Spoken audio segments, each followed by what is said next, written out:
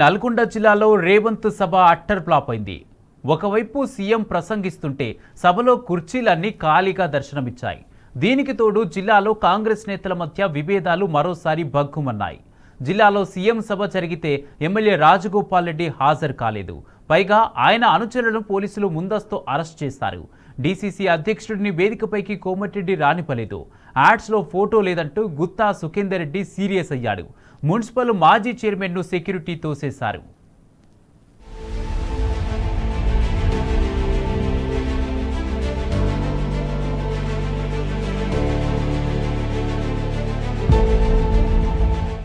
CM పర్యటన అంటే ఎప్పుడూ బీఆర్ఎస్ నాయకులను ముందస్తు అరెస్టులు జరిగేవి. కానీ ఈసారి సొంత పార్టీ ఎమ్మెల్యే రాజగోపాల్ రెడ్డి అనుచరులను పోలీసులు అరెస్టు చేయడం చర్చానీయాంశమైంది. సభకు మునుగోడు ఎమ్మెల్యే కోమటిరెడ్డి రాజగోపాల్ రెడ్డి హాజరు కాలేదు. మరోవైపు గుత్తా ప్రోటోకాల్ వివాదం, ఎస్టీ సామాజిక వర్గానికి చెందిన ఎమ్మెల్సీ శంకర్ నాయక్ ఫోటో ప్రకటనల్లో ఫ్లెక్సీల్లో లేకపోవడం తీవ్ర దుమారానికి దారితీసింది. చివరకు సభ ముగిసిపోతున్న సమయంలో నల్గొండ మేయర్తో సీఎం సెక్యూరిటీ సిబ్బంది వాదులాటతో మరింత ఉద్రిక్త పరిస్థితులు నెలకొన్నాయి.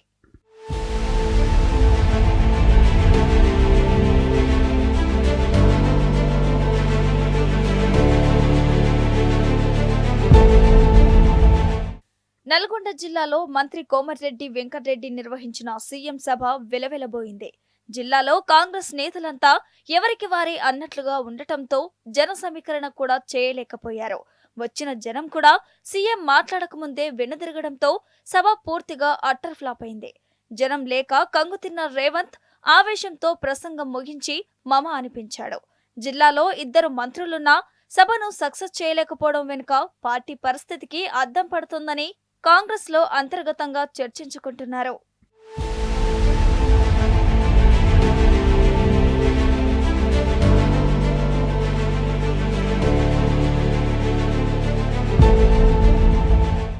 అంతకుముందే ప్రోటోకాల్ వివాదం కూడా నల్గొండ సభలో వివాదం అగ్గిరాజేసింది. న్యూస్ పేపర్ ప్రకటనలో మండలి చైర్మన్ గుత్తా సుఖేందర్ రెడ్డి ఫోటో లేకపోవడం తీవ్ర దుమారం లేపింది.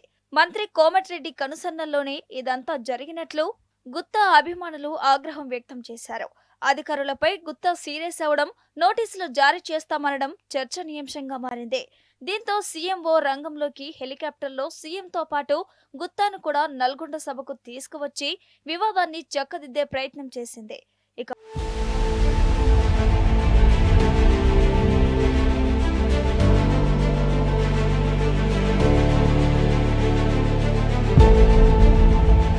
నల్గొండలో సీఎం సభలో అడుగడుగునా ప్రతికూలతలే కనిపించాయి.